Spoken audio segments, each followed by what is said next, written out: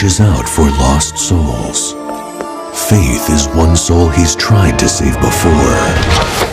This is gonna be fun. He can't risk failing again. No one can take me! An all-new Angel.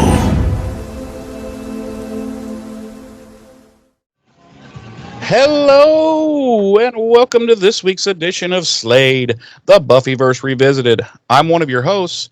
I'm the 8th President of the United States, Martin Van Buren.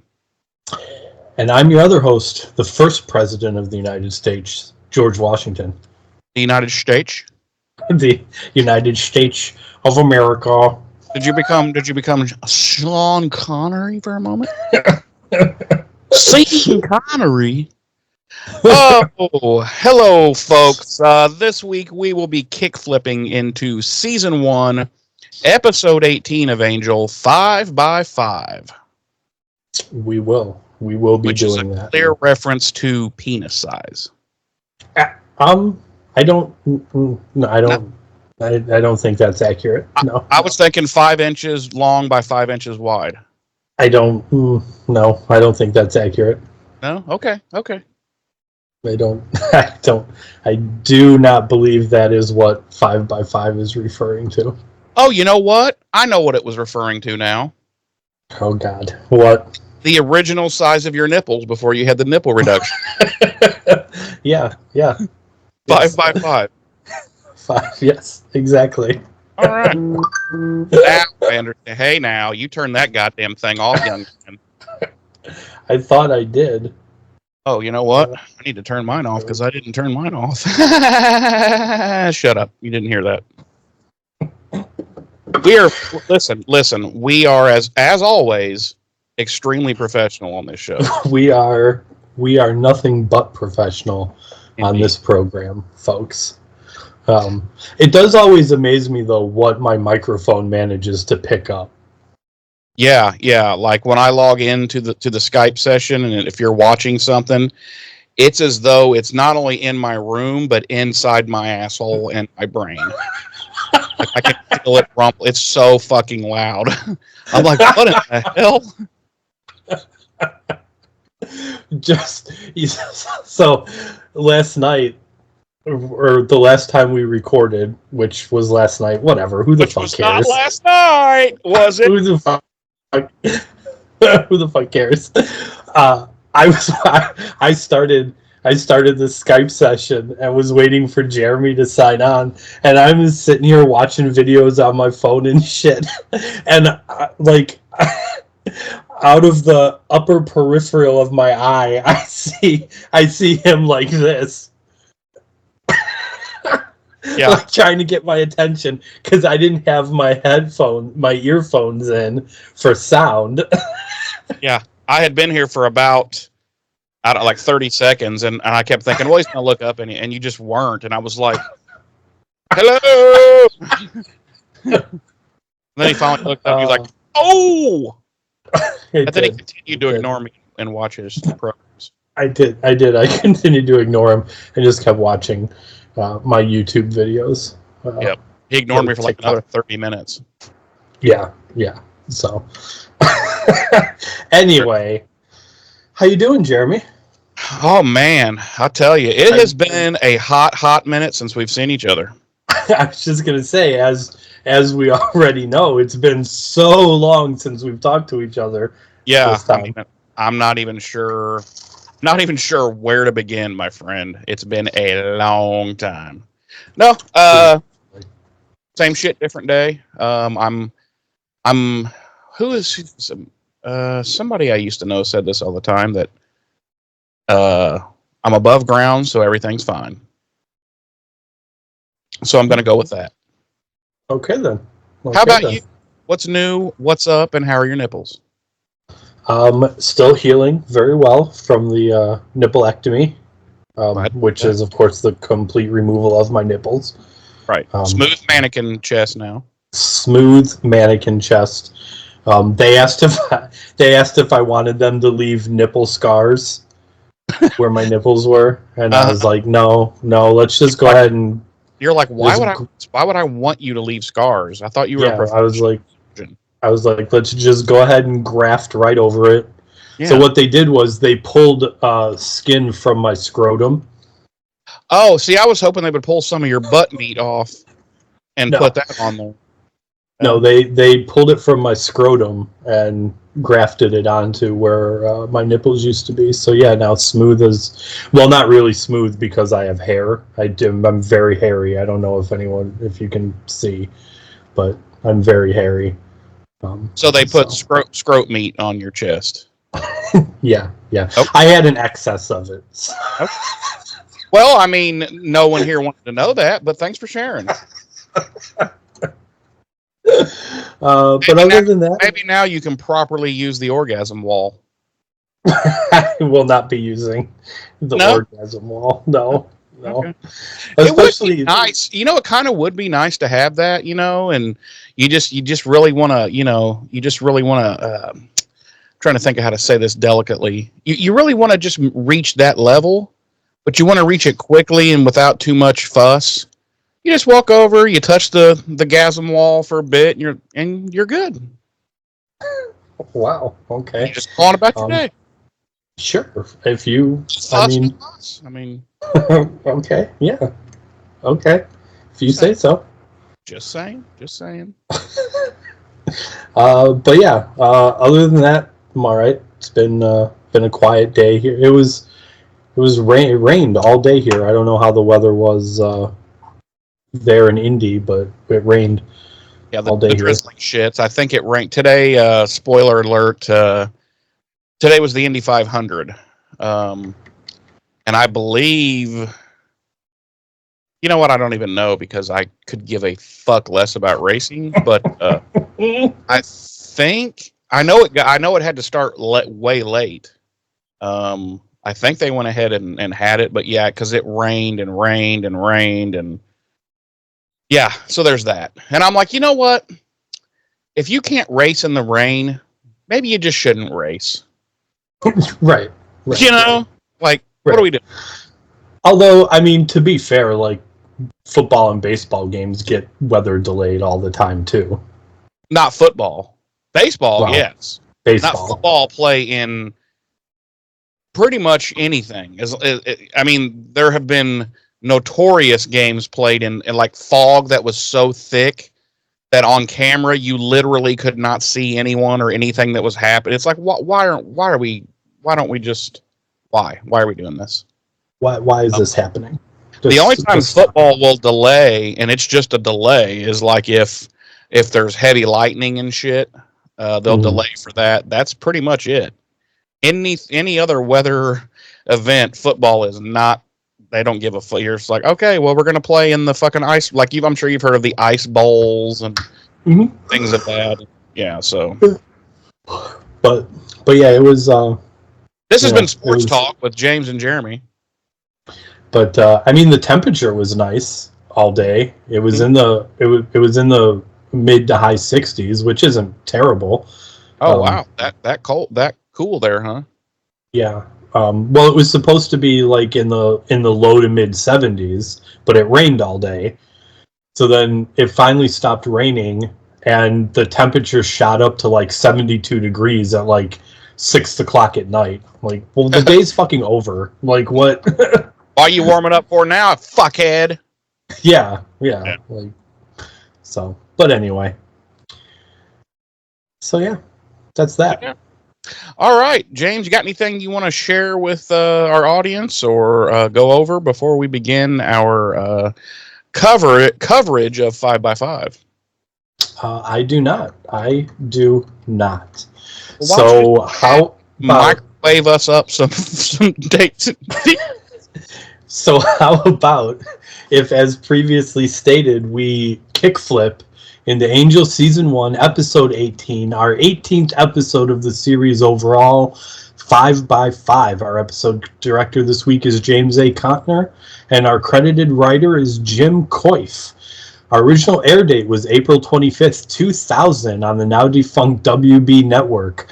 Our Nielsen rating for this episode was 3.3 million households when it first aired, ranking it 95th out of the 139 network primetime shows airing that week and 3rd out of the 15 primetime shows airing on the WB for that week.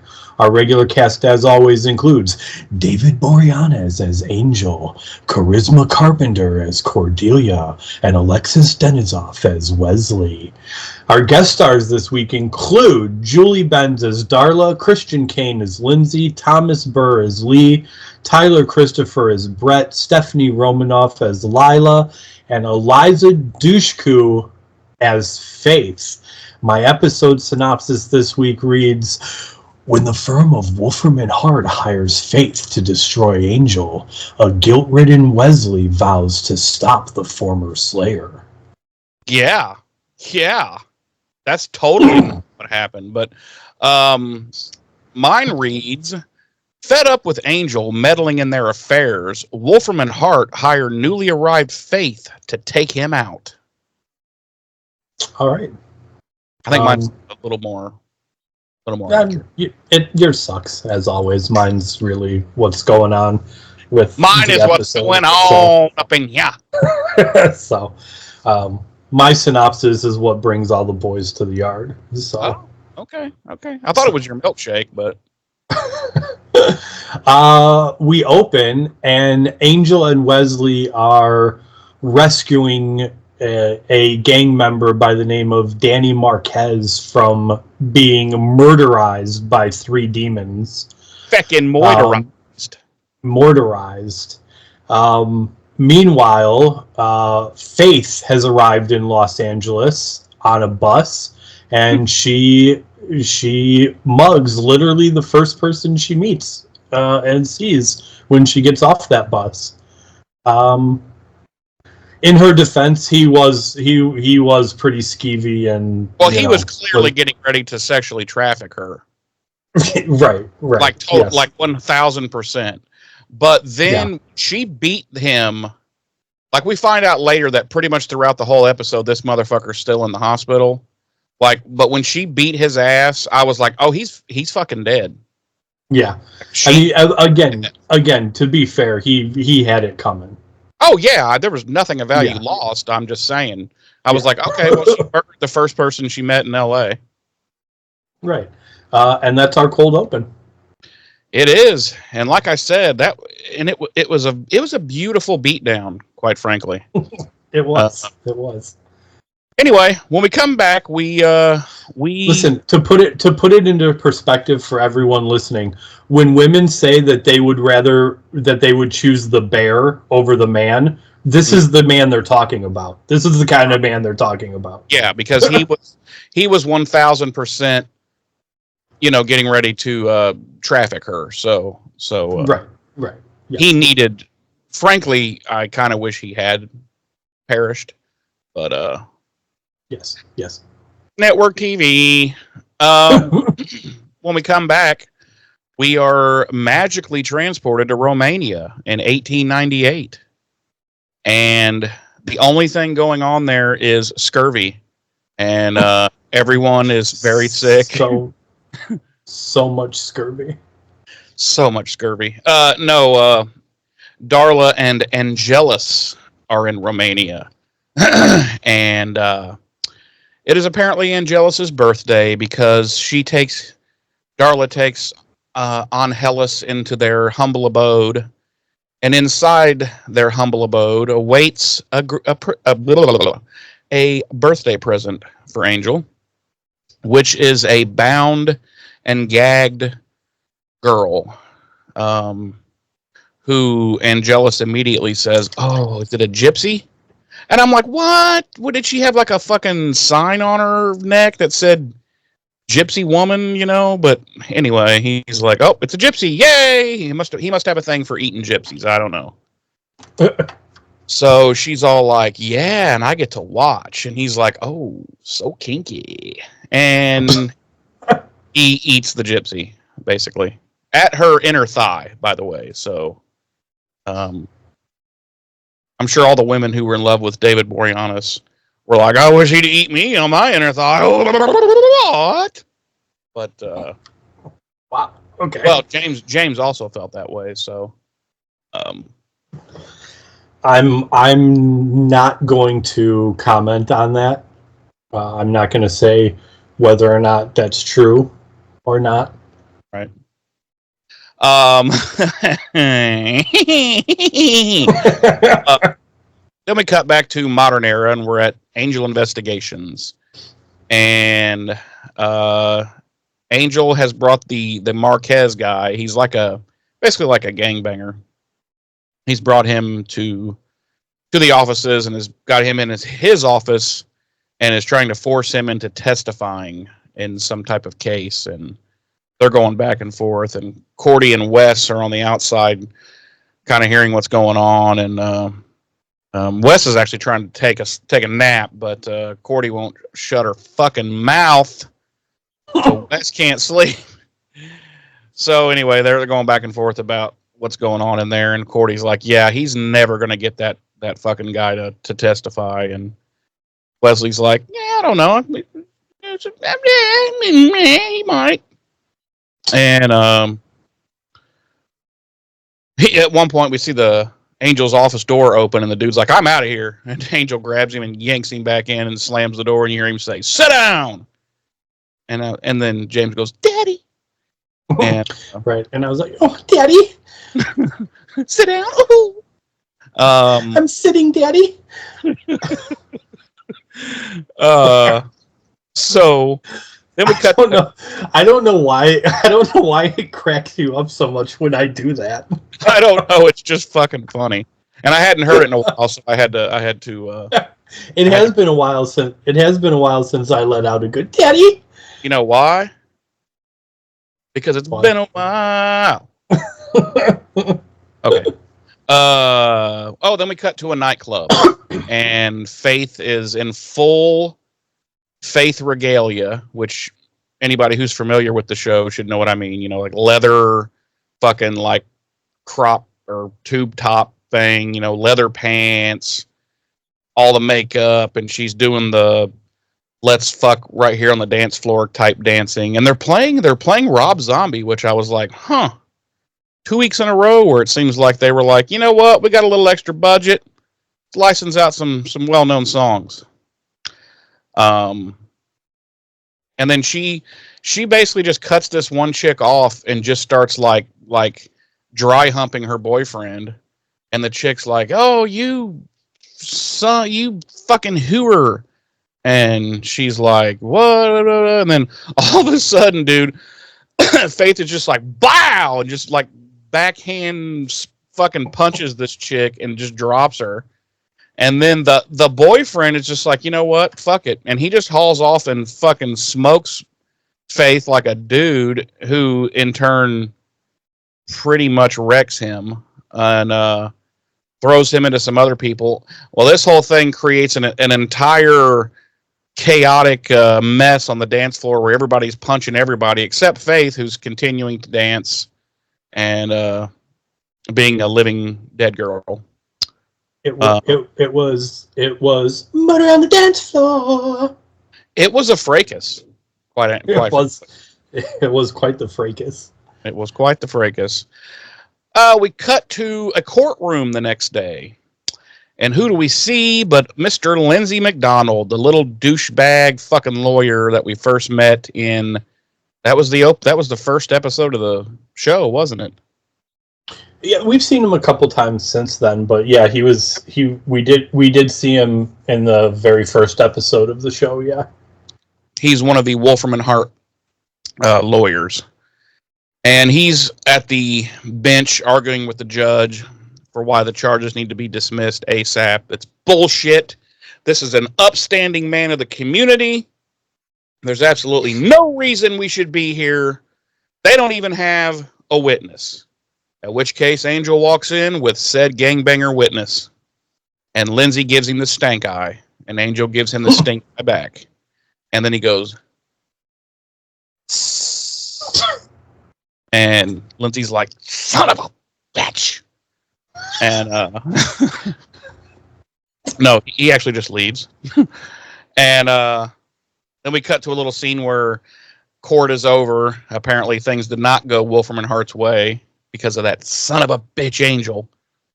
And Lindsay is on his early 2000s headset for his phone, which is hilarious. but he's kind of getting chewed out by someone who is obviously his superior, and he's like, "Yes, sir, I understand, sir. That damn son of a bitch Angel, and we need to do something about him." And the guy's like, "Yeah, we do, and you fucking handle it, Lindsay, or you're gonna get smacked right across the Lindsay lips." And he's Lee Mercer, who is another lawyer there in Slumlord and Shitbag Incorporated. I think we've probably seen him more than we've seen Lindsay at this point in the show. Yes, absolutely. And I believe this is only the second time we're introduced to Lila. Yes, because Lila's first one was the ring. The ring, right? Yeah. So we meet, but we see Lee first, and he's like, "I think I've got a solution to all our problems." And he shows a file to Lindsay, which is clearly, well, we find out in the very next scene because Lee runs into Lila, and he's all like, she's like, "I heard you gabba dabba da," and he's like, "How'd you find out about that?" And she's like, "'Cause I listen at your door. Okay, that's how I know." And so it's all about Faith, and we'll get Faith to bump this fucker off, and Lila kind of fucks him over, and she's like, she's going to make the initial contact with her and whatnot. So he goes, "You bitch." And I was like, oh, this is 2000. They love to get away with that B word in 2000. Because it's like all they can get away with. He's like, "You bitch." And she's like, and then they fight. They fist fight. So Wes and Angel are returning from court, and Cordy's on the phone telling someone that they don't really take divorce cases. And she's like, "Well, no, it's not really about the money." And then she goes, "Oh, it's about that much money? Okay, we'll meet you for lunch tomorrow. Thanks, bye." And Angel and, like I said, Angel and Wes arrive, and she asks how things went, and that's when Wes basically announces it went good. The prosecution won because that dude testified, and he also says, we're probably going to have problems. Wolfram and Hart's probably going to seek a little bit of revenge here. And I was like, not Wolfram and Hart. They don't operate that way. Come on. No, they are a law firm. Above board. Right. No lawyers would ever stoop to anything that shady and evil. I mean, come on.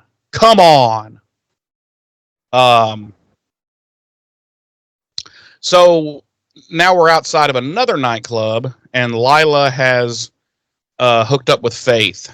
And so real quick, oddly enough, for whatever reason, the exterior shots of this nightclub were filmed at the Scottish Rite Masonic Center in Miami, Florida.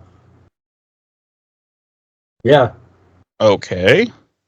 Yeah. What? I thought that's a long way from where they normally film. What the fuck? Yeah, I thought that was kind of odd. I was like, that's an awfully long way to go for some exterior shots. That they could have. Wow. There's got to be we need to make it our number one thing on our agenda to find out why in the fuck did they film that scene in fucking Florida when they're normally. So here's the thing. I think just the exterior of the nightclub itself, not necessarily the scene. But you see the cameras coming down, and you see them walking outside the exterior of this place. Oh, that's true. Yeah, I guess. So it's because I was gonna say, I wonder if it was just like exterior footage that the studio had from like another movie or something, another movie or TV show, and they were like, well, we'll just use this for exterior shots of the club, and then they filmed totally normal. But yeah, the fact that they were clearly there, I'm like, what in the what? So yeah, Lila's trying to sell her on what's up and helping them and yada yada. And she kind of threatens Lila, and then limo pulls up and Mr. Mercer's inside, and then they all get in and ride off into the sunset. But not before she actually murders them both inside the limousine and bathes in their blood. We cut back to Romania in 1898, and Darla arrives home, and she's calling for Angelus, and she's like, "Where are you, my little bloody kitten?" And we find out, which, I mean, you would know if you did the math, but he says that it's been 140 years now since she turned him into a vampire. And he's all fucked up. He's all messed up, and he's like, I can see all of their faces and blah, blah, blah, blah. And she's like, what's going on with you? And he's like, I don't know, the gypsy girl you gave me, that people found out and they did something to me. And Darla's like, a spell? And then he's like holding her and crying like a little bitch. And she, at one point, she's like, oh my God. And she like scratches him and pushes him away. And she's like, you have a soul. I can smell it on you. And I'm like, okay, well, that's now a thing in the Buffyverse. We can smell souls. So I personally find that fascinating. So she runs him the fuck off. Like, she fucking breaks a chair, makes a stake, and she tries to stake him, and then runs him out of the house. She's like, get the fuck out of here, you fucking fuckface, fucko. And yeah, she tells him that he's filthy and disgusting. Yeah, so he kind of goes off into the night all soulified and jacked up. And she actually ends up using the stake for something else after he leaves, but I won't get into that. What? She grilled some food. What? Jeez, you filthy minded bastard. We cut back to Wolfram and Hart. I love this scene. It's probably my favorite scene of the whole episode. We cut back to Wolfram and Hart, and they're all negotiating now with Faith, and they're like, listen, we know it's now Lindsay, Lila, and Lee, and they're negotiating with Faith to do this job for them. Like, they're like, listen, we know you got this murder rap out of Sunnydale and blah, blah, blah. We can get you off. And she goes, a lot of guys have promised that. And I was like, oh, sick burn. And, but she's like, oh, and then they're like, well, it's Angel. There's a guy named Angel. And she's like, oh, okay, I'm in. I'll do it. And, yeah, they're literally like, we have this problem with this vampire named Angel, and she's immediately like, done deal, I'll do it. Sold. And they're like, don't you want to know anything else about it? She's like, no, I'll do it. It's don't done. Need to know anything. And she's like, but not just do you not have to get this murder rap to go away, but also you got to pay me. And but here's something that bugged me a little bit, like not significantly or anything to the overall quality of the episode, but obviously during the scene with Lila and Faith outside the club, Lila knows pretty much everything about Faith. Yeah. Okay. At this point, they know everything about Angel. Well, okay. They went to rogueslayers.com and vampireswithsouls.com. Right. They know everything about Angel at this point. I don't understand why Lindsay and Lila and Lee all seemed so surprised when Faith was immediately like, I'll do it. Yeah, they were like, well, don't you want to know more about? And she's like, no, I'll do it. Like, and they were like kind of surprised. Like, what do you mean you don't want to know more about? Like, of course she doesn't. Like, you guys already know about the history between these two. Like, why are you fucking? You should have literally led with, "We want to pay you to kill Angel." Yeah, yeah. You know, these are the little things that I normally pick apart. Funnily enough, I'm normally like, wait a goddamn minute. If they know everything about both of them, you know, but No, that's totally true. So at this point, Lee starts getting fucking mouthy and snobby and shitty with Faith. At which point, she grabs him by the back of his neck and starts repeatedly slamming his face into this, like, apparently like an oak table. And meanwhile, Lindsay and Lila are just watching, quite happy with the situation. And you hear in the background, like, rip over and over and over. And I'm like, this fucker has got CTE now. And Lindsay actually hits this button for his secretary, and he's like, you better change the lunch plans from 4 to 3. I think Lee will be in the hospital. And I'm thinking, fucking morgue. He'll be in the morgue is where he'll be. And so, it's funny you mentioned this because something I saw while I was looking stuff up for this episode is that this is the only episode of not just Angel but the Buffyverse as a whole that received an 18 rating in the UK for excessive and violence. Frequent violence. Yeah, I assumed that it would have been because of the Wesley situation. well, I mean, I'm sure it in part is because of the Wesley situation, but I'm sure this didn't help the cause either. Well, at that point, the producers were probably like, "Fuck it, let's keep in the skull bashing scene too. We're already at the 18, we're getting fucked." Right. So the next day, Cordy, Wes, and Angel, they're in the lobby of an office building, heading to this lunch meeting for this divorce thing, which they do not know of until she spills the beans that it's not really any type of supernatural case, but it's a divorce situation. It's a divorce. And Cordy's like, and we should pick up the tab to make this look, so we look successful. Angel goes, I didn't bring any money with me. And she's like, okay, Elvis. And and I was like, lol. At which point we cut to this shot of Angel spinning around and he catches a fucking crossbow bolt like inches from his fucking going in his heart. And who is it but Faith? And she's impressed, and she's like, yo, that was pretty dope. She's like, all right, well, game's on, and she bails. And everybody is like, what? I thought she was in a coma. It must not have been. It must have been cut out of the version you watched, but the version I had, the reason he turns around to catch the crossbow bolt is because off camera you hear, Angel baby, you're about to get shot with a crossbow.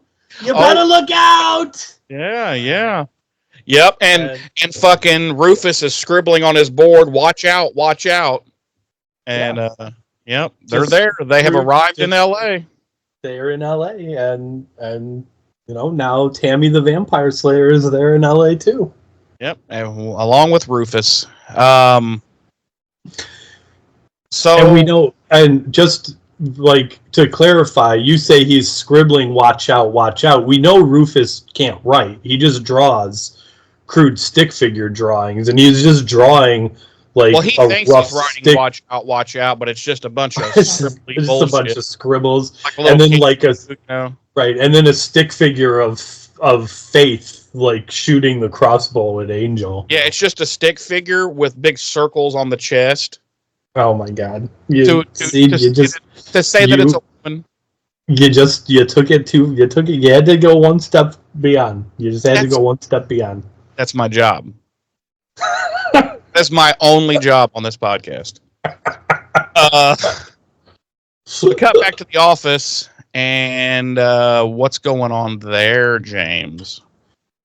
Angel has placed a phone call to Giles back in Sunnydale and has found out that Faith has been out of a coma for what apparently has been a week now.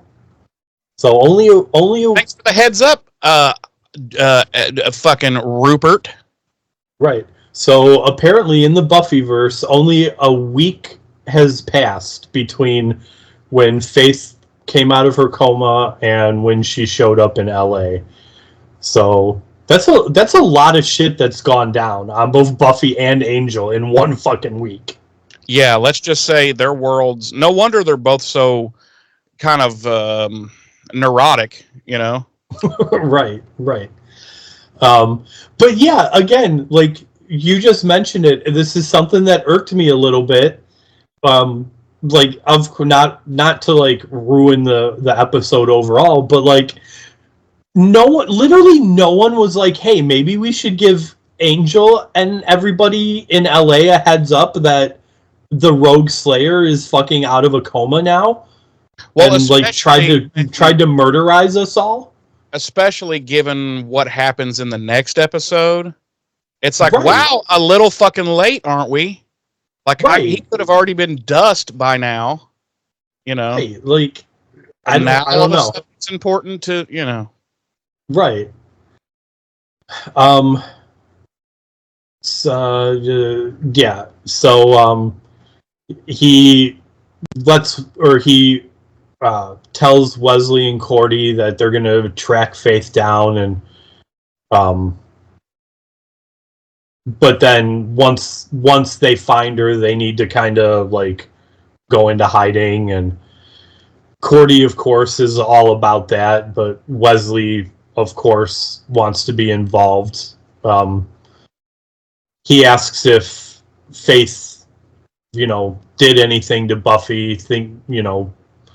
Well, Angel gets very fucking snappy. And he's like, we're not a team. I'm your boss, and you go where I tell you, and I'm telling you to fuck off. And Wes is like, whoa, bitch. Right. And that's what prompts him to ask if Faith did something to Buffy. Hey.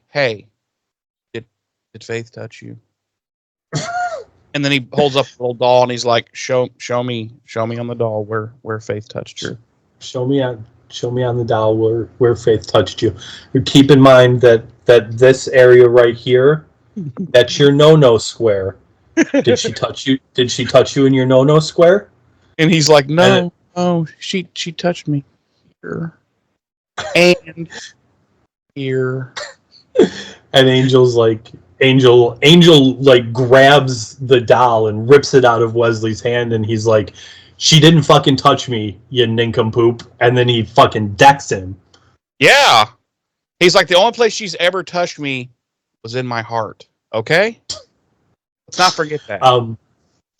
No, but yeah, you're right. Like, after Angel gets off the phone with Giles, he's all like, like I said, he's like, you two are gonna help me track Faith down, and then you're gonna fuck all the way off away from this. Which is kind of funny, because he's like, first, you two are gonna help me fucking find her. You're gonna do a lot of work, okay? Then you're gonna fuck completely off while I get the credit. Well, once the hard part's done, you're gonna fuck all the way off. Right. I want you both in Utah in a Mormon neighborhood with new identities.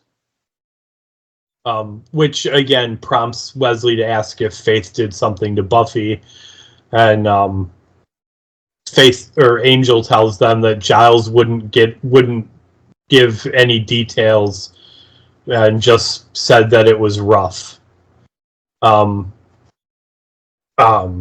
Thanks again, Rupert, for filling us in and really letting us know what this psycho's capable of. She, you could have said, yeah, she's fucking mean some shit because she actually used a mystical device to fucking steal Buffy's goddamn body.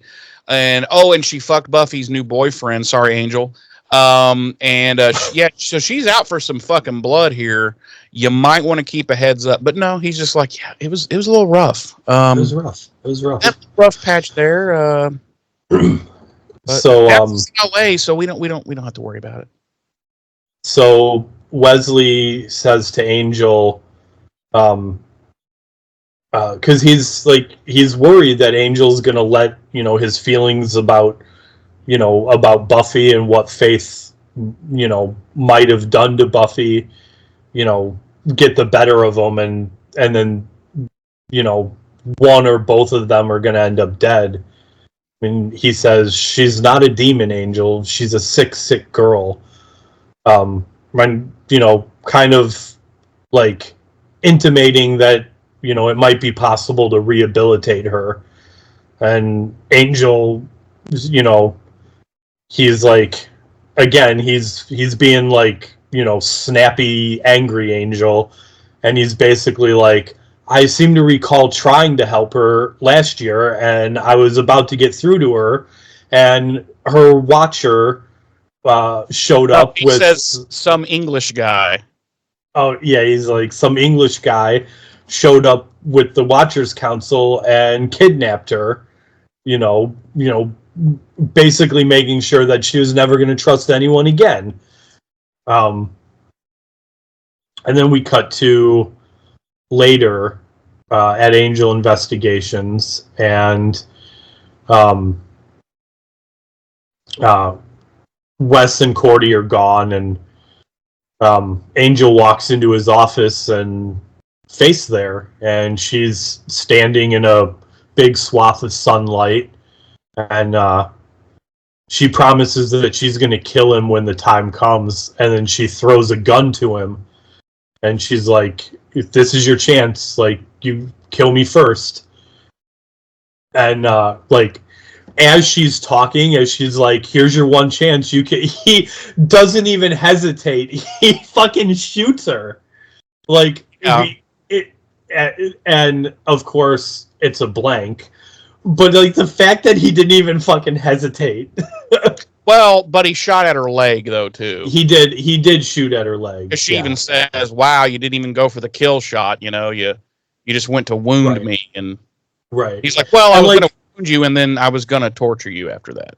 Right, but I also feel like he probably knew that it was blanks. You know what I'm saying? I love the little line too. At first, when he sees the gun, he goes, "What, wooden bullets?" And she goes, "Oh, good idea." But no. Yeah.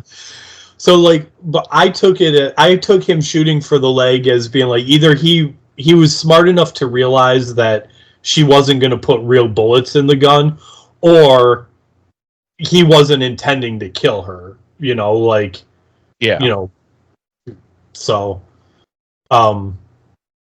he tosses the gun back to her, and of course she mocks him, like you said, for not taking the kill shot. And then she fucking shoots him in the shoulder. Yep. The next bullet in the gun was a real bullet, and she fucking shoots him in the shoulder. And then this always gets me in TV shows. And I think we've probably talked about this before. Like, instead of just like turning around and like, because now she's in the sunlight, so he can't come any closer. He can't come any closer, but also I think she's in his office, and he's like by his door, right? So, but also you can get out of his office through, like, that's where the elevator is. Yeah, the elevator. Yeah, the elevator and the door are right next to each other. And I think there's a set of stairs too. That's what I mean. If you open up that door, that's the stairs. It's the stairs down to his subterranean pimp pad. And right next to it is the elevator. To his subterranean pimp pad. So, like, yeah, maybe she wouldn't have gotten on the elevator, but she could have easily, like, taken off down those stairs. No. And he would have... No. It was spun around. She was close to the door to just exit the fucking place. Oh, so it was okay. So it was spun around. His back was to the door and the elevator. She was further out into the office area, and she had lifted the blinds to bathe it all in sunlight, so he couldn't come. And so all she had to do was literally, casually, just walk out. Right, and instead she fucking launches herself through the plate glass window. Yep. Yeah, I mean, awesome shot, but wow, he was probably like, wow, really? Really? That is not cheap glass. The door was fucking 8 feet away. Like, that's how you came in. And this happens all the time in TV shows. Oh well, all the time. Especially back in that era. Right. 90s and early 2000s. Yeah, this was always used for villains, fucking off or whatever. And I'm just like, but in this particular instance, this was like a no-brainer, totally unnecessary thing because she was like 7 feet from the door that she walked in. But she was like, and now I shall destroy your plate glass window. It literally reminded me, and again, we're going to briefly talk. I'm sorry, listeners, because I know some of you don't particularly care for it when we do this. It reminded me of The Gathering. Well, yeah, when fucking nerd boy's like, okay, it's time to leave, and he just smashes the window out with his sword instead of just being like, fuck you, Duncan, and walking out the door. Right, and like literally the door to the antique shop was right there. Right next door. Yeah, like right next to where he was standing, yeah. Right. But it was just common. And mind you, even before that, fucking Slan crashed through the fucking skylight. Through the skylight, right. That's how he entered.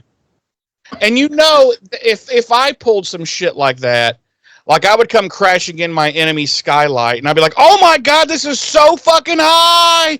And I would hit the ground and break, like, both of my ankles, and then when the guy came out of his room with his sword, I'd just be, like laying on the ground, like, flailing my sword, like, get away! Get back! Not only that, but you would undoubtedly have been, like, cut to ribbons by shards of glass when you jumped through the skylight. Yeah. Both ankles were broken. I was, but no, not when it's a TV show. That's just an interesting entrance or exit. Right.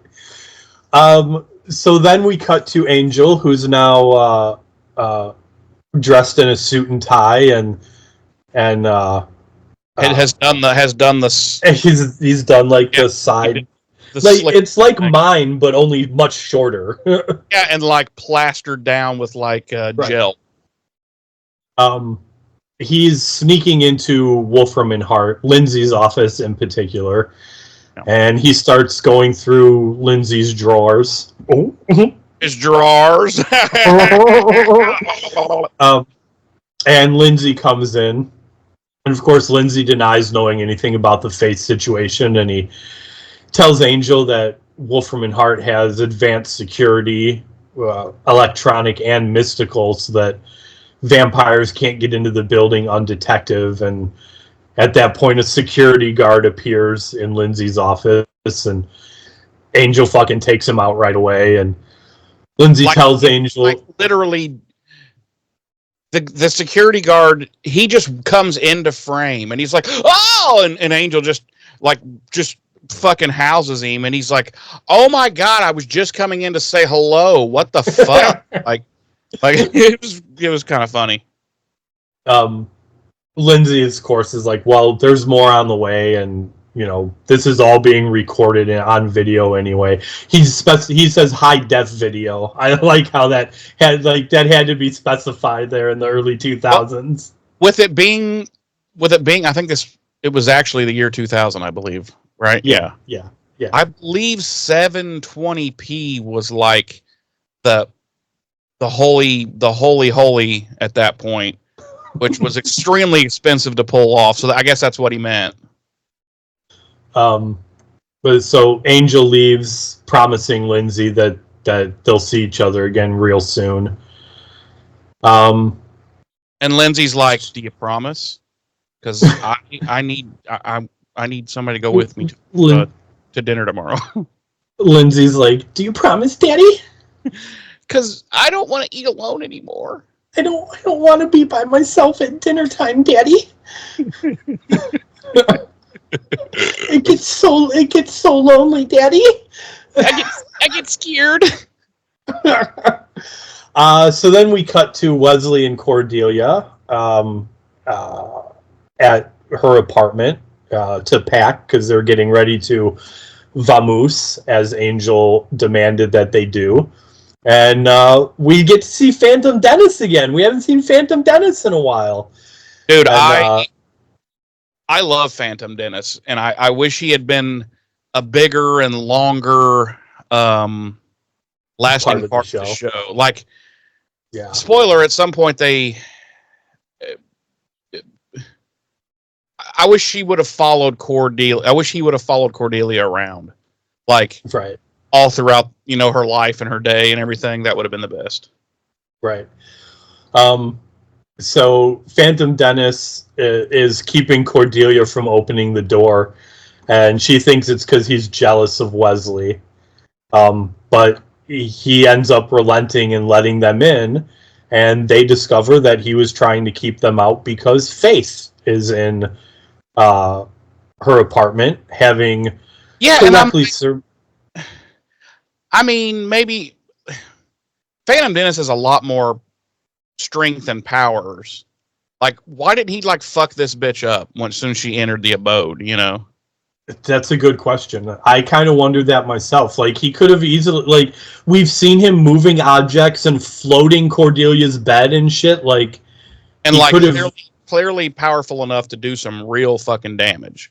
Right, he could have thrown any number of heavy objects at Faith. Yeah, or literally picked her up and threw her out a fucking window, or they come home and Faith is just laying outside the window fucking shards of glass stuck in her fucking forehead. Shit.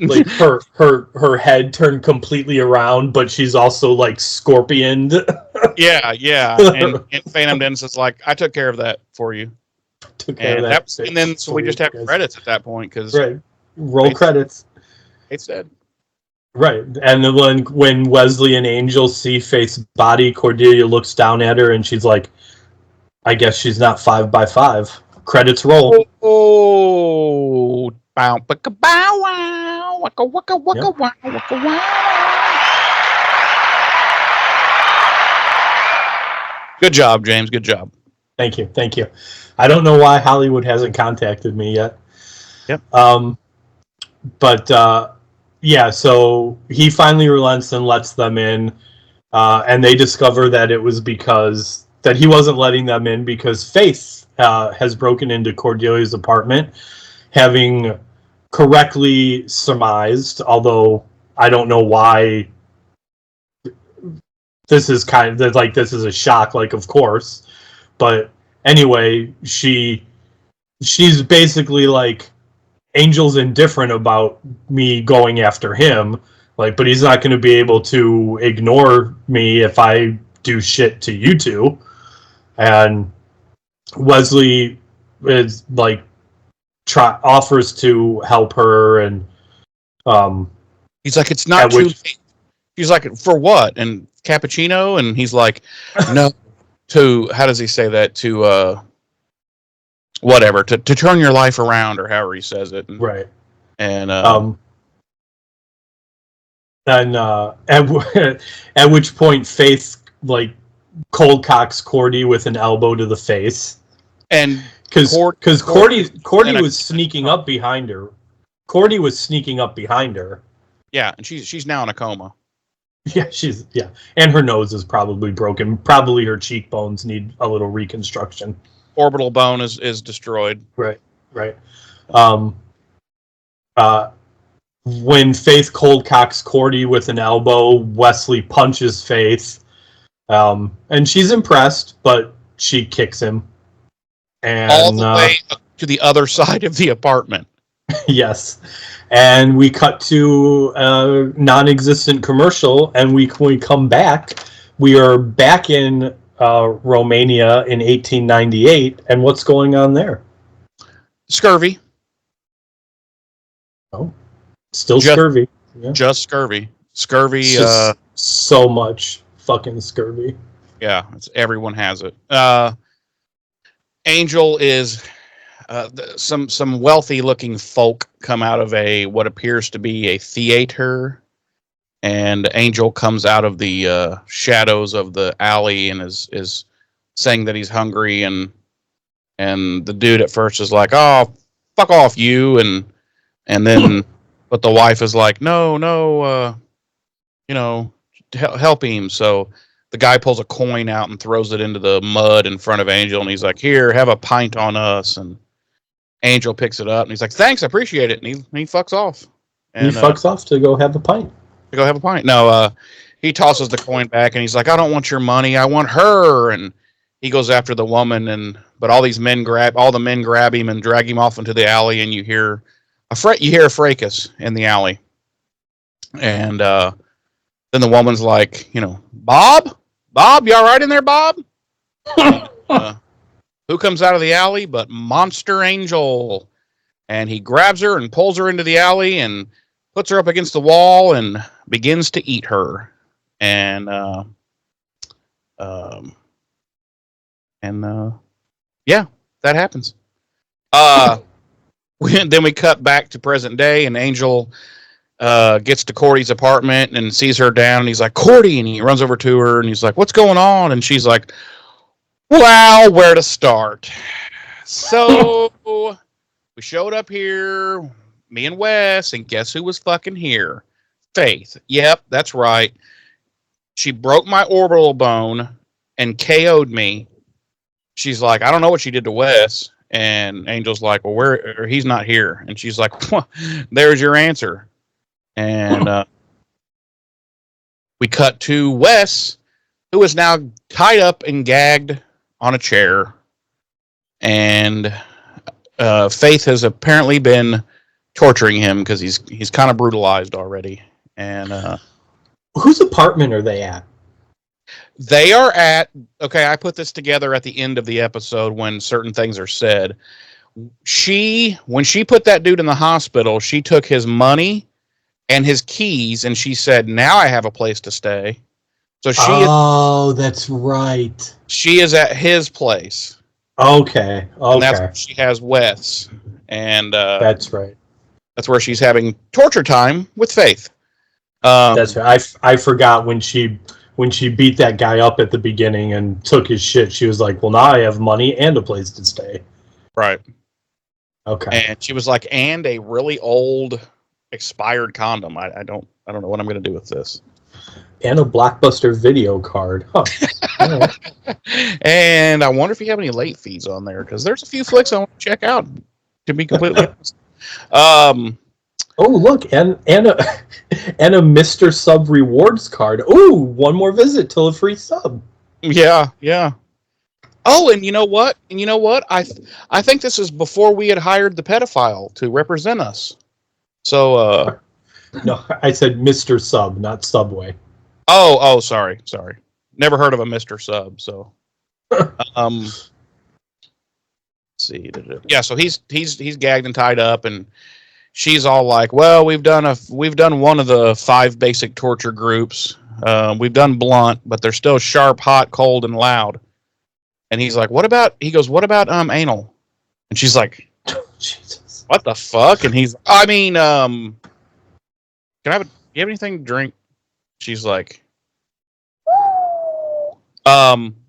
"No." So she wants him to make a choice. So she pulls the gag down, and he literally goes, "You were a piece of shit." Except before he can get the full shit out, she puts the gag back in his mouth, and then she goes over and breaks some glass and pulls out a big shard.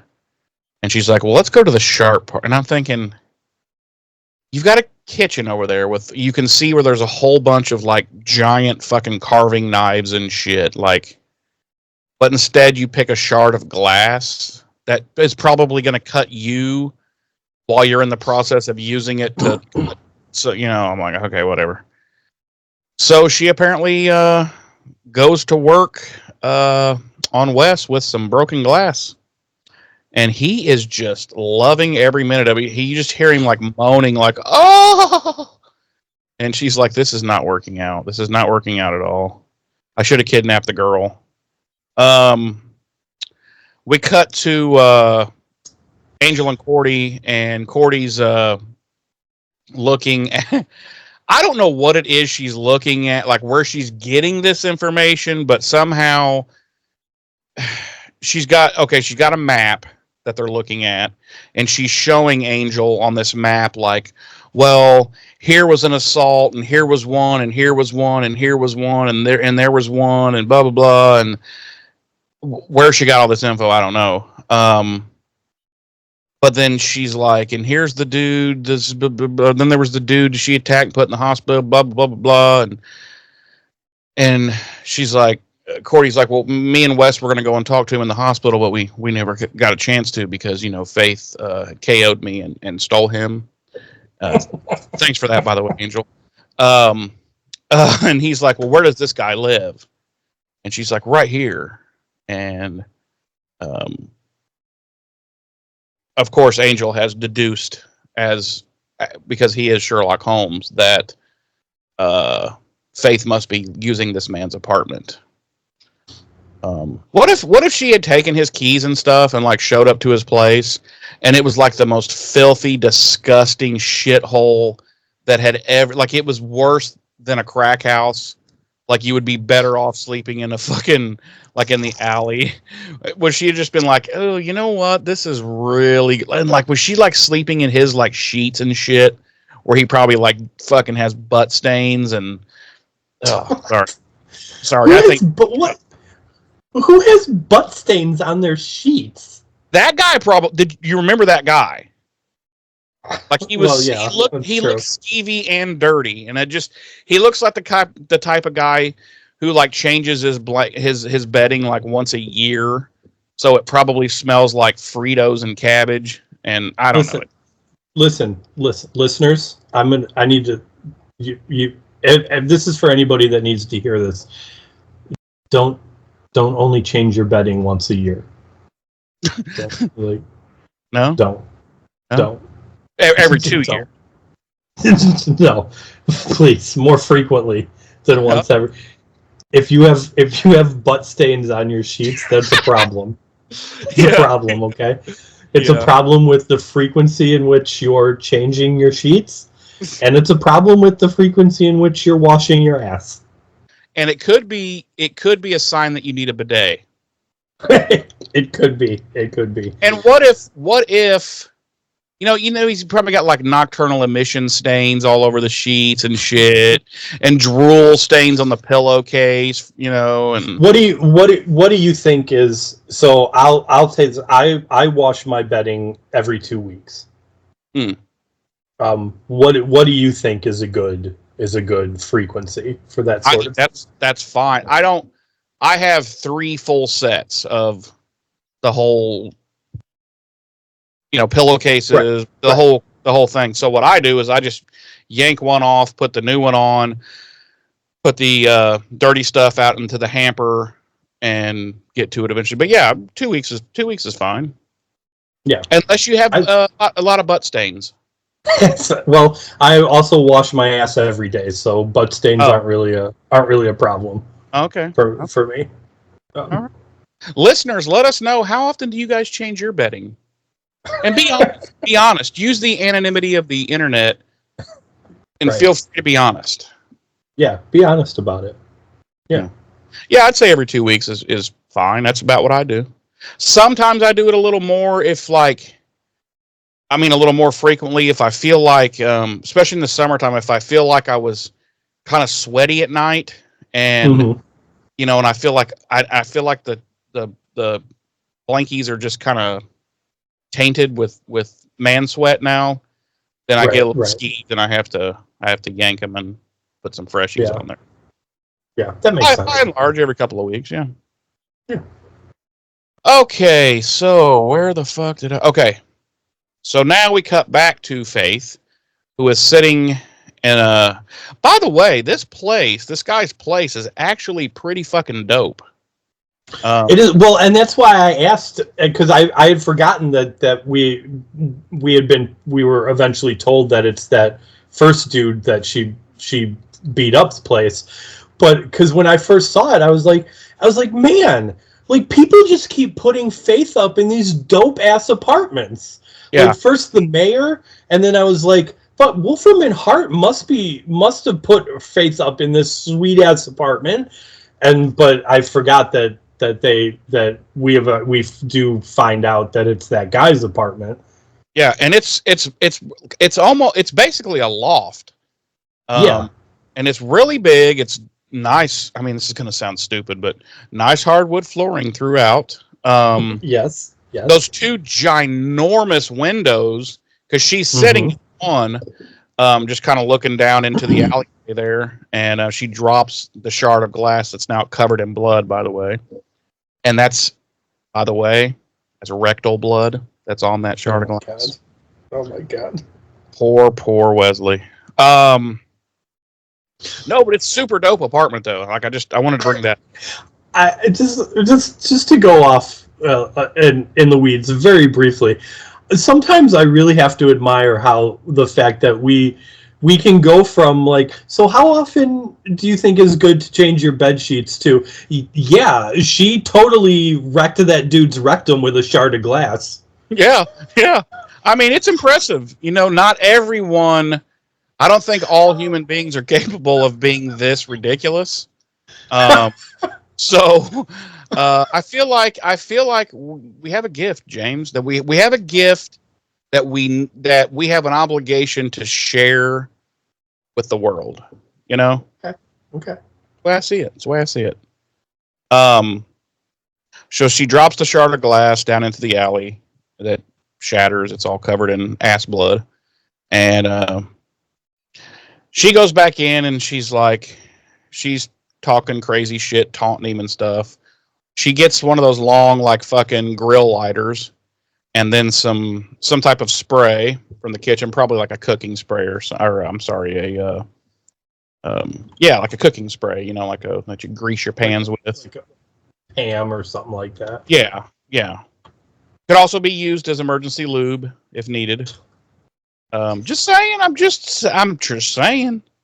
But then she's making a torch out of it, and she's like, "Well, I really want to hear you scream for this part." So she takes the gag off of him and takes his ball. He has a ball gag in, by the way, everybody. This it's a gimp ball gag is what he has in, and no, she takes the gag out, and he's like, "You'll never hear me scream."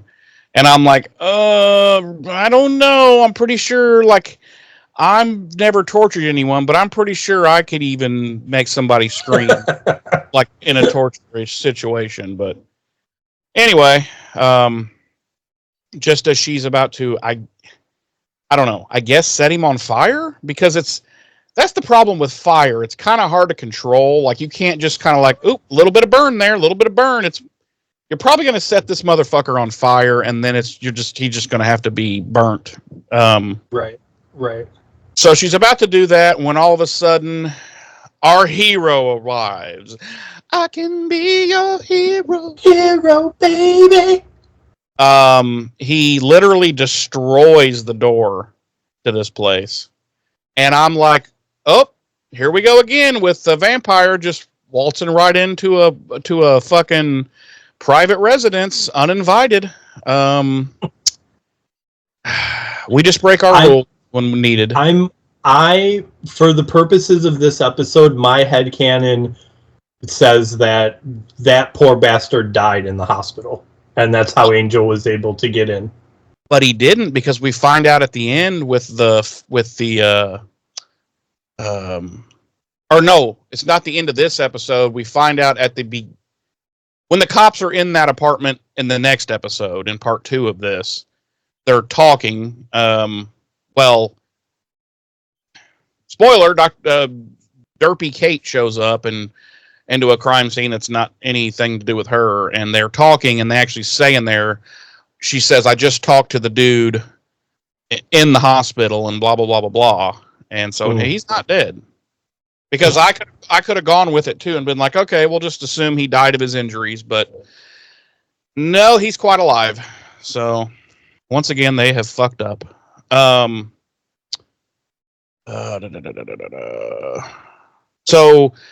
she drops the torch at that point and grabs a knife and holds it to Wes's throat, and she's like, "You come any closer, see? I'll knock this one off." And Angel's like, "Well, kill him. I mean, it's just Wes." And Then we cut to 1898 Romania, Scurvy Land again. And you hear Angel saying, "Oh, I can't. Oh, God, I can't." And he stumbles out of that alleyway where he was feeding upon that poor, young, innocent woman. And she... Okay, tell me if it's just me. So he stumbles out of the alley and kind of disappears into the night. And, like, she comes out of the alley behind him and, like, kind of leans up against the wall and watches, like, almost sad, like, but you didn't finish. You didn't finish. Like, she had got this look on her face, like, kind of like, oh, I'm not good enough to eat. Is that what you're trying to tell me? I mean, maybe, but I just kind of presumed like she just wasn't a very good actress and wasn't sure how to convey like being scared or and being disheveled. Happy that this fucker fucked off and she could like run and yeah. Although maybe that was the direction she was given. Maybe Contner was like, "Listen, you're happy to be alive and all, but also you're kind of like, what? I'm not hot enough. Like I'm not. You can't eat me. Like what? You can't finish a fucking meal. I mean, what the fuck? Right. Just out of curiosity, I can't. Oh God, I can't. That's also what you say when you're trying to reach climax, right? Precisely. Yeah, precisely. It's also what I say when you call me up and you're like, "Can you come over and manhandle me?" And I'm like, "I can't." Oh God, I can't. Okay, I'm on my way. And then you live about 3 hours away, but I'm able to be there in like 22 minutes. with nothing on but a belt and flip flops. And got me jacked up now. Where did I leave off? Okay. She came out of that. Okay. So we cut back and there's a massive fucking it's actually I enjoy this fight. It's really long. It moves all throughout the apartment and it's pretty good. It's a nice exchange. Wes has gotten knocked over off his chair at one point. So and the knife is laying there. Actually, the knife falls perfectly point up into the floor. So he's like kind of working his way over to get the knife. And at one point, Angel grabs Faith, and they go through that one of those plate glass giant windows and go all the way down to the alleyway below. At which point, Faith is like, "Wow, bro, I'm a fucking girl, really?" And he's like, "Oh, you're right." And then she just kicks him right in the fucking tip of the dick. So he's down. No, they continue fighting down there. Meanwhile, Wesley has gotten himself free using this knife. And he actually goes into the kitchen and finds an even bigger knife and heads off down below to get involved in this fracas. And it started raining at this point, so they're both drenched, makes for cool shots. And so I discovered this while I was looking stuff up for the episode too. In the script called for rain for the fight because obviously it makes for a great shot, as you can see. Yeah. But apparently, they were told by line producer Kelly Manners they couldn't afford the equipment to make it rain, and Tim Minear, the writer of this episode, said it ended up pouring while we were shooting. It was the first night of a big torrential rainstorm that we had for several days. It started that night on the set of Angel during this fight. So basically, they used witchcraft to call down. They used actual witchcraft to make it rain. No, I just thought that was kind of like interesting in a like funny, ironic way, I guess, that the script called for rain, and the main producer was like, "Fuck you! We can't afford that. It's too expensive." And then they were lucky enough to get actual real rain for the shoot. Mother Nature, totally fascinating. Anyway, no, I agree. That's pretty cool because that. Never mind. I won't even go off into the weeds. I'm going to stay on track. So she's getting tired out now, and she's basically just flailing and crying and screaming, and she's like, "I'm bad, I'm bad, I'm evil, I'm evil," and she's crying now, and she's like, just kill me, and he gets her and basically pulls her into a hug, and she's just sobbing at this point, and she's down on her knees, and he's down on his knees, and at this point, Wes has made it into the alley with this big ass knife, and he just goes over and cuts her fucking throat. And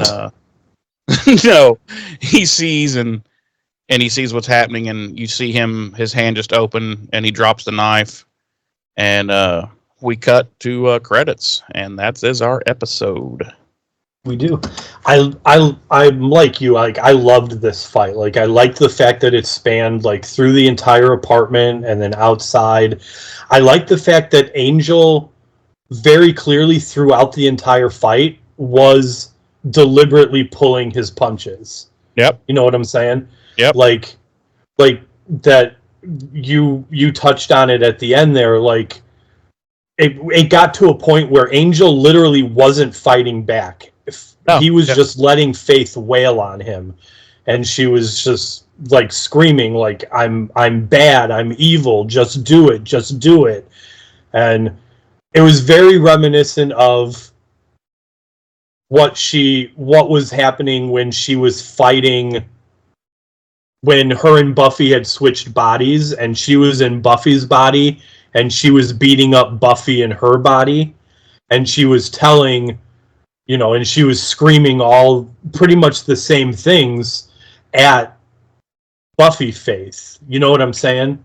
Yeah. Like, you're evil, you're bad, this, and, is very reminiscent of that fight.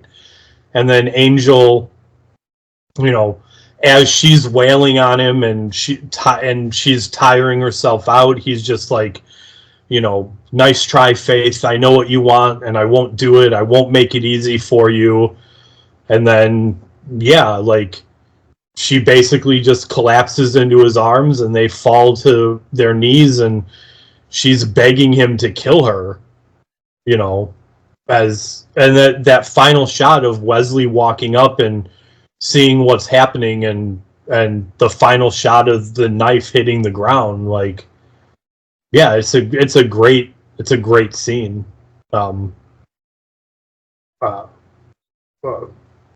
I love it. How much do you love it? I love it 5,000. Okay. 3,000, sorry. Okay. 3,000. Jeremy.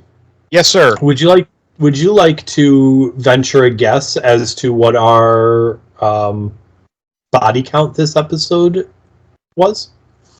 3. It was 4, but good, close. How many demons were there? I thought there were only 3. There were the 3 demons that Angel beheaded at the beginning, and Marquez's friend that the demons killed at the beginning. That they were dismembering and putting into the burning pit of doom. Yeah. Yep. Our music this week, APM with Pressure Cooker, Rob Zombie with Living Dead Girl, the Subliminal Seduction mix, which anybody, so that was a popular dance mix that was floating around in the clubs back then. Don't ask me how I know, but I know. Clubs. And of course, Christoph Beck and Robert J. Krall with our original score, as always. Jeremy. Yes, sir. Would you please tell me and our lovely audience, how, on a scale of 1 to 5 tortured Wesleys, what do you give this episode? This is a 4, my friend. It's not perfect, so that's why it's not we've discussed this before. To get a 5, at least for me, I think you agreed. To get a 5, it's got to be basically flawless and perfect. And this had some issues here and there, so it didn't get a 5, but it's a strong 4. First of all, I love Faith. I love her character. She's one of the few characters that's not a regular cast member who they don't fuck up. Like they don't all of a sudden you're like, what? This isn't she, what? So right. Yeah, so I love the fact that Wolfram and Hart is involved because, spoiler alert, Wolfram and Hart's a big part of this show. Like we've said that so many times since the beginning, and like people that haven't watched the show before and are maybe watching it for the first time with us during our rewatch are like, what the fuck are they talking about? Wolfram and Hart is like nothing in this. Yeah, they're kind of not in the first season. But they're ramping up now, and everyone will see that Wolfram and Hart becomes a big part, and this is kind of they're dipping their toe into Angel's orifices. It's a good show. It's a good episode. It's like I said, it's not perfect.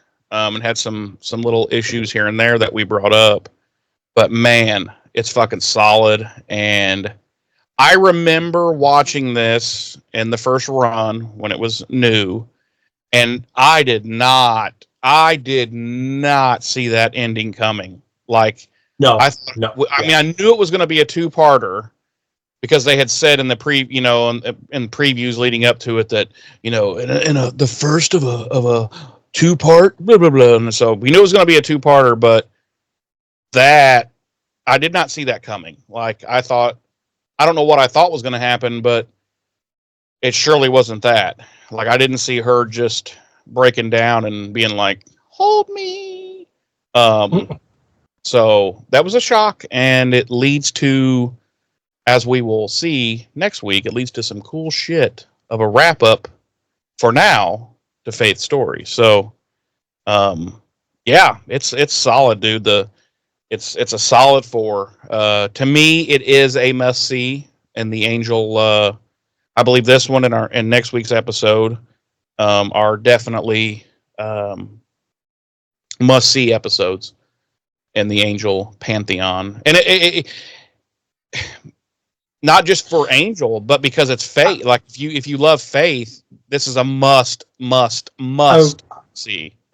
I was gonna say, like, it's not even just a must see of an Angel episode. I think if you were to put together like a faith centric of Faith, yeah, like a faith centric box set, like this episode, and obviously next week's or not next week's but the next Angel episode. Our next Angel episode. Sanctuary have to be included in that. They have to be. So yeah, that's my closing thoughts. One little piece of trivia. I found this interesting. In Finland, in Finnish, this episode was known as Devil Woman. Okay. I found that funny. And then for some reason in the Czech Republic, it was known as Loud and Clear. So anyway, yeah, that's my final thoughts. James. Yes. Tell myself and our lovely listeners / viewers, give us your final thoughts on this episode. And on a scale of 1 to 5 broken anal glass shards, how do you rate it? Now, wait a minute. Broken anal glass shards. You might want to rephrase that, because the way you phrased it makes it seem like it's a glass shard that was broken off of somebody's anus. Well, it was broken off into someone's anus. That's for goddamn sure. I am giving this episode 5 broken anal glass shards. Yeah, I mean, like I pointed out my two or three nitpicky issues with it, and I said when I pointed them out, it wasn't enough to take away from the overall quality of the episode for me. Yeah, it's a 5. It's just the writing is phenomenal. Of course, the acting is always great. But I mean, honestly, I've got to say this: even if the rest of the episode had been complete shit, that final scene, man, that final 10 to 15 minutes of the episode might have been enough to redeem the entire thing. Like, I don't know about that, because if we super glued fucking like Sense and Sensitivity to that, that would not redeem that. Okay, so I'm not saying it would pull like a one episode up to like a 5. I'm not saying redeeming like that. I'm saying if the episode overall had been a 3, like that scene might have been enough to pull it up to a 4 or even a 5. But for me personally, the whole episode was quality. Like even without that scene, it still would have been a 5 for me. Oh. But yeah, like that last scene, it holds so much. Like I said, it's obviously a direct callback to when Faith was quote unquote fighting herself in Who Are You? That church scene. The fact that Angel went from, like, there was a sense throughout the early parts of this episode that Angel wasn't interested in trying to redeem Faith. Like, he wasn't interested in her potential rehabilitation. That was Wesley. Like, that was Wesley's part. And they totally flip-flopped. And then by the end of this the episode, this scene, it had flip-flopped. Like, Angel was ready to just fucking gank Faith, right? Or Wesley was ready to gank Faith right then and there. And Angel had flipped. Like, he had realized, and I'm thinking it was over the course of the fight, especially when she was wailing on him and was like, just do it, I'm bad, I'm evil, just do it. I think that's when it clicked in Angel's head, like she wants to die. Like, that's the easy way out for her. And that's not how this is going to go down. She needs to be saved. But I also think, well, this is something we can talk about, more in Sanctuary, but I think there's an element of, you know what? No, I'll save it for Sanctuary. Sorry, because it applies more to Sanctuary and things that happen in that, and it's hard because it is a 2-parter. You do kind of want to talk about everything collectively, but at the same time, we're an episodic podcast, so yeah. So, but yeah, overall, it's a 5 for me. It's such a good episode. It's definitely a must-watch in as far as Angel episodes go. And like we said, if you were just looking to do like a Faith-centric rewatch, or if they were to put out a Faith-centric DVD package, which I think they did at some point, didn't they? They might have, yeah. They released a lot of different right. Yeah. This episode and Sanctuary would definitely need to be a part of it. They have to be because, well, they have to be. Right. So yeah, it's a 5. It's a 5 for me. All right. Hey, James. Yes, sir. Did you know that if you go to BuffyRevisited.com, do you know that will take you to the home of this podcast? Thus, what? Yes. thus What? giving you links to various things such as our merch store. Right? I know, but just What? go with me. It sounds like witchcraft, but just go with me. Okay, I'm it will also, gonna follow you on this ride. it will also link you to our Facebook page that's devoted to this very podcast. I know. Okay. Now, Okay. I really, really need you to go on this ride with me. Okay. Okay. It also gives you a link to our YouTube channel where Uh-huh. if you were to go there right now, Mm-hmm.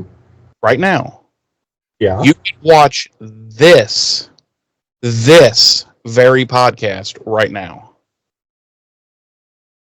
How the no.